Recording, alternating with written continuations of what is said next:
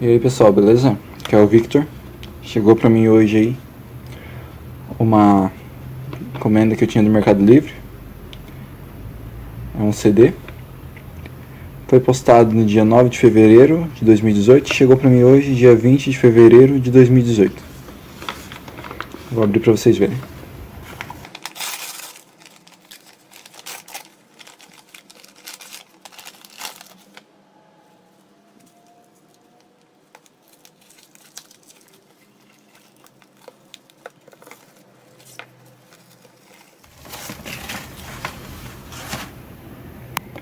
CD da Lana Del Rey, Ultraviolence. Tá lacrado.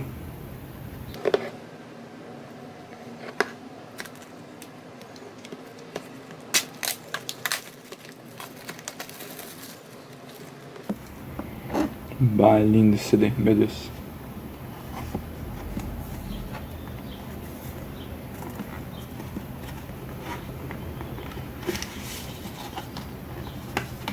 Aqui é o encarte.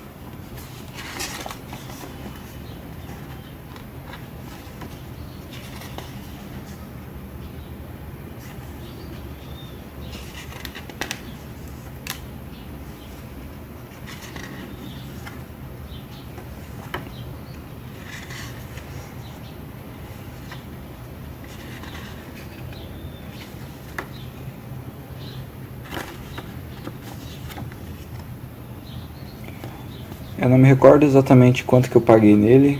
Não deu 30 reais. Se eu não me engano foi 28.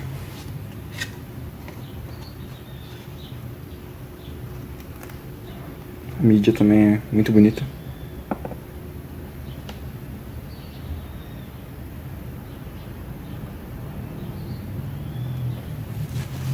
Deixa eu ver se tem alguma coisa aqui. Não.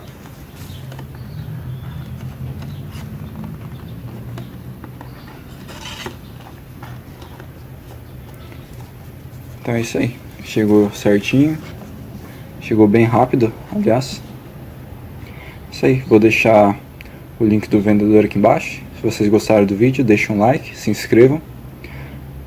É isso aí. Valeu.